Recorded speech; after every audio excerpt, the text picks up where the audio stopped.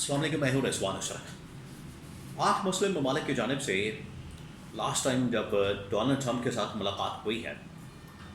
تو اس ملاقات کے بعد ڈونلڈ ٹرمپ نے فلسطین کے متعلق 21 نکاتی ایجنڈا شیئر کیا۔ اس 21 نکاتی ایجنڈے کے اندر پورا پلان شیئر کیا گیا ہے۔ اصل میں یہ جو پلان شیئر کیا گیا ہے، یہ پلان ہے کہ آپ کس طریقے سے غزہ کے اوپر، فلسطین کے اوپر قبضہ کرنا چاہتے ہیں، جو کہ بڑا عرصہ پہلے امریکہ کی جانب سے اس بات کا اعلان کیا گیا تھا کہ فلسطین یا غزہ کو ہم ایک اپنی کالونی بنانا چاہتے ہیں اور یہاں پر آباد کاری کرنا چاہتے ہیں۔ یہاں پر ہم اپنی آبادی قائم کریں گے، یہاں پر سلوبی، صہیونی اور یہودی آ کے آباد ہوں گے اور فلسطینیوں کو یا غزہ کے لوگوں کو یہاں سے نکال دیا جائے گا۔ یہ ایک منصوبہ ہے۔ یہ مسلم ممالک کی جانب سے اس طرح کا پلان کیوں آخر کار شیئر کیا گیا یا ان کی تائید کیوں کی گئی؟ اس پلان کی 21 پوائنٹ ایجنڈے کی تائید کیوں کی گئی، حمایت کیوں کی گئی؟ اس کے علاوہ پاکستان کا اس میں کردار کیا؟ یہ جو اس وقت شہباز شریف نے بھی اس کو انڈورس کیا، جنرل عاصم نے بھی ایک ملاقات کی وہاں پر، اور ڈونلڈ ٹرمپ نے باقاعدہ ذکر کیا کہ پہلے دن سے شہباز شریف اور جنرل عاصم ہمارے ساتھ اس منصوبے پہ آن بورڈ ہے۔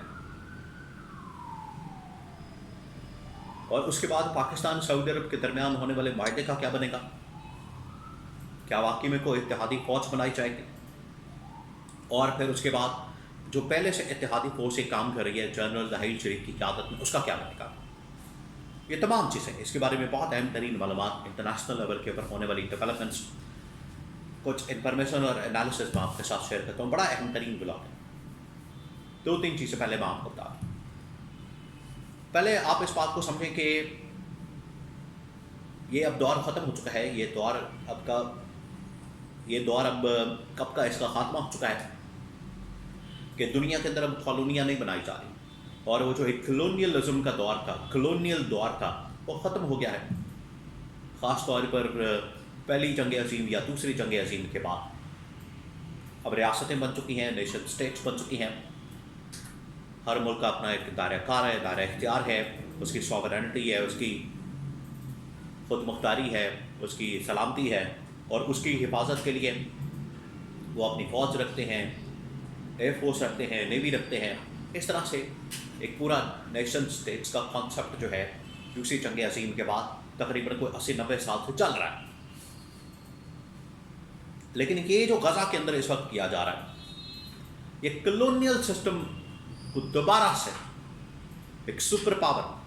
اسرائیل کے ساتھ مل کر اسٹیبلش ہونا چاہتی ہے۔ یہ جو غزہ کے اندر کیا جا رہا ہے،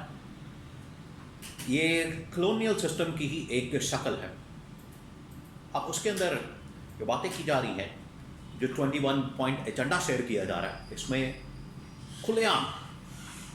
عباس کو، فلسطینیوں کو،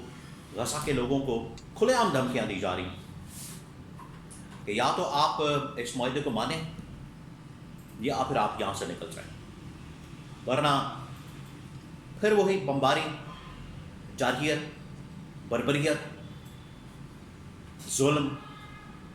یہ سب کچھ کیا جائے گا۔ تو یہ کس قسم کا امن معاہدہ؟ سب سے بڑا سوال یہ ہے، کیا کوئی عقل مند آدمی یہ کہہ سکتا ہے کہ یہ امن معاہدہ جس میں آپ 24 گھنٹے 48 گھنٹے دے رہے ہیں کہ آپ اپنا علاقہ چھوڑ کے چلے جائیں، ورنہ آپ کو یہاں پر دفن کر دیا جائے گا، یہ امن معاہدہ؟ یہ تو بالکل ایسا ہی ہے کہ آپ امریکہ کو، اسرائیل کو تھریٹ دیں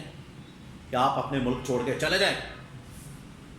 ورنہ ہم آپ کو اسی جگہ دفن کر دیں گے، اور یہ سب کچھ ہم امن و امان کے نام پر کر رہے ہیں۔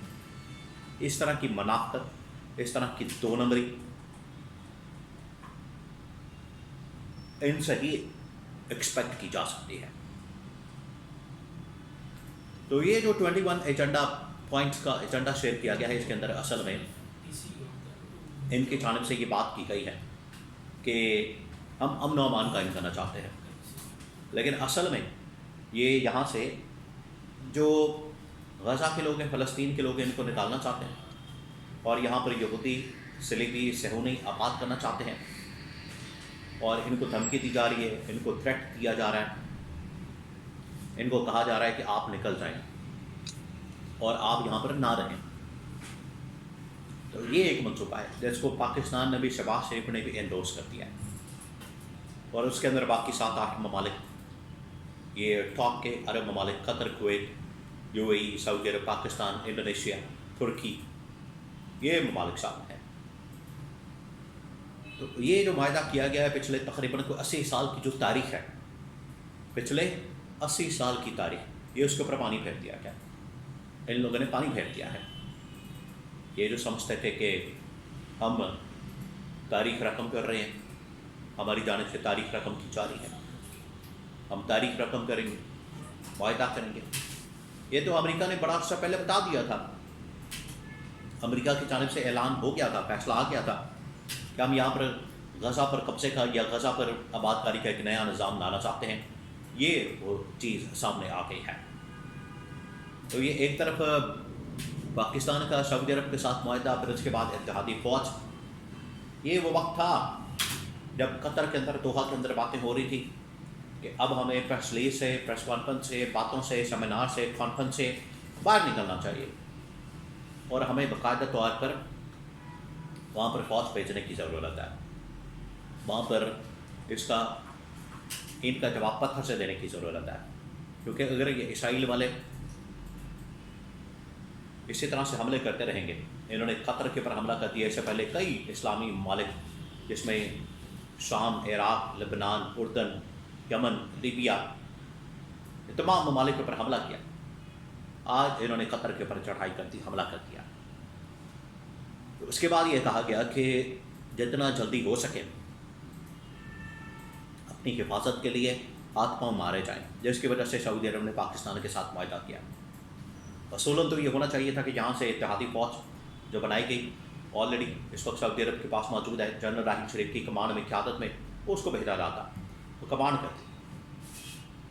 لیکن یہاں پر اب کچھ اور ہی نکلا ہے، اندر سے کچھ اور نکلا، کھودا پہاڑ نکلا چوہا، اندر کچھ اور ہی طے ہو رہا ہے، معاملات کچھ اور ہی چل رہے ہیں۔ تو یہ بڑی خوفناک چیز سامنے آئی، اور اس کے ذریعے سے اسرائیل کو ماننے کا ایک راستہ ہموار کیا گیا، اور بات وہی ہے جس کو مذاق کے اندر بڑا کیا جا رہا تھا کہ پاکستان کے اوپر حملہ، سعودی عرب کے اوپر حملہ، اس معاہدے کے بعد سعودی عرب کے اوپر حملہ، پاکستان کے اوپر حملہ، اور اس کے اندر یہ چیز شامل تھی کہ سعودی عرب کا اسرائیل کو تسلیم کرنا مطلب پاکستان کا اسرائیل کو تسلیم کرنا۔ یہ سب سے افسوسناک پہلو اس کا سامنے آیا، جس کے اوپر آج بھی باتیں ہو رہی ہیں، کہانیاں سنائی جا رہی ہیں، لیکن تاریخ میں کبھی بھی اس کو، یہ مسلم حکمرانوں کی غداری کو کبھی بھی معاف نہیں کیا جائے گا۔